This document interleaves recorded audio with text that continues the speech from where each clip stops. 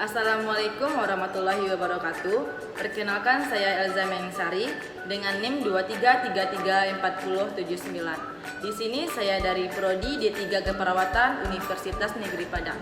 Baiklah, di sini saya akan membuat video proyek yaitu tentang Pancasila sebagai dasar negara dengan dosen pengampu yaitu Ibu Cici Nur Azizah.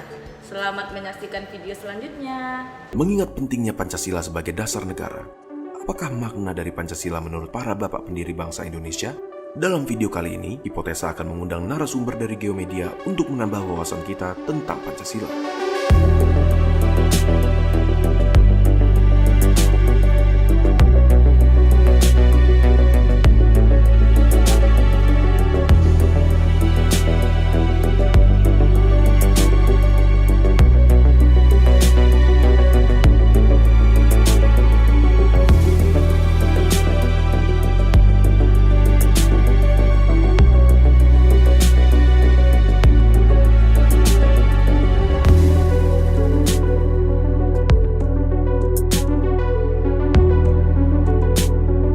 Kuatnya loyalitas masyarakat Indonesia terhadap Pancasila sebagai dasar negara membuat ideologi-ideologi lain atau bahkan bentuk negara yang terpisah dari Indonesia kurang mendapat dukungan. Alhasil, meskipun Indonesia tidak sekaya atau sekuat bangsa-bangsa lain pada masa kemerdekaannya, Republik Indonesia dapat bertahan menghadapi segala masalah. Gagasan mengenai dasar negara mulai dibicarakan pada tanggal 29 Mei 1945 ketika rapat BPUPKI dimulai. Tujuannya membahas dasar negara Indonesia yang merdeka. Berbagai tokoh pun mulai menyuarakan pendapatnya, namun belum ada persetujuan tentang dasar filsafat negara. Situasi dalam persidangan mulai berubah pada hari ketiga ketika Soekarno mendapat giliran untuk menyampaikan pendapatnya pada 1 Juni 1945. Faktanya, Soekarno telah mengebuli akan dasar sebuah negara semenjak tahun 1918. Beliau terinspirasi dari ideologi negara lain yang simpel tetapi berbobot, seperti San Mincu oleh Sun Yat-sen, Histori Materialisme dari Uni Soviet, bahkan Islam Arab Saudi. Akan tetapi, menurut Soekarno, 5 dasar negara saja sudah cukup bagi Indonesia.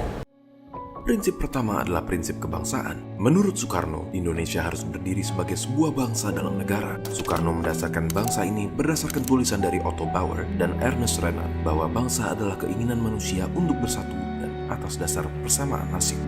Namun, persamaan untuk berkumpul atau persamaan nasib saja tidaklah cukup untuk Soekarno, karena bila demikian, setiap suku dan etnis yang beragam di Indonesia akan menyendiri dan membentuk bangsa mereka sendiri. Bangsa Indonesia tidak boleh hanya menjadi bangsa satu golongan saja, satu agama, atau satu ras saja, melainkan persatuan dari keseluruhan manusia di atas wilayah Indonesia. Pada bagian ini jugalah Soekarno mulai mengupas perbatasan wilayah Indonesia. Menurutnya, Indonesia memiliki batas alami, yakni seluruh daerah yang diapit oleh benua Asia dan Australia, dan Samudra Hindia dan Pasifik. Meskipun memiliki kebudayaan yang berbeda, semua masyarakat yang berada di wilayah tersebut adalah satu bangsa, yaitu bangsa Indonesia. Dan bangsa Indonesia seperti bangsa yang lain adalah satu dalam kekeluargaan seluruh dunia. Inilah mendasarkan prinsip kedua dari Soekarno, yaitu internasionalisme. Tidak cukup hanya dengan mencintai bangsa Indonesia, dasar negara Indonesia adalah kecintaannya pada perdamaian dunia. Internasionalisme yang dimaksud juga harus menitik beratkan pada kecintaan pada bangsa masing-masing. Dasar ketiga mengatur kehidupan masyarakat, yakni mufakat. Soekarno mempercayai bahwa mufakat adalah tradisi dari negara Indonesia. Maka dari itu, setiap golongan dari masyarakat yang memiliki pendapat berbeda harus diberikan platform untuk menyuarakan pendapatnya tanpa harus menghalangi atau melukai pihak lain. Masyarakat Indonesia yang merdeka juga harus memiliki kesejahteraan. Inilah prinsip keempat Soekarno, yakni keadilan sejahtera. Soekarno khawatir akan ketimpangan kekayaan yang merajalela akan membuat kemerdekaan Indonesia seolah-olah hanya menjadi kemerdekaan kelas masyarakat tertentu.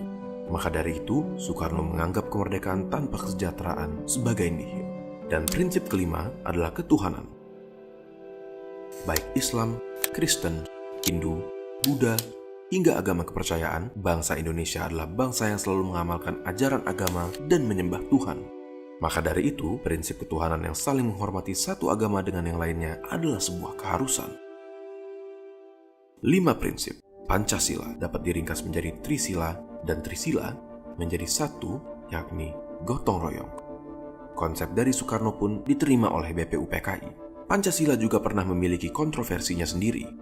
Pada Piagam Jakarta, sila pertama yang mencantumkan kewajiban menegakkan syariat Islam bagi para pengikutnya dihapuskan.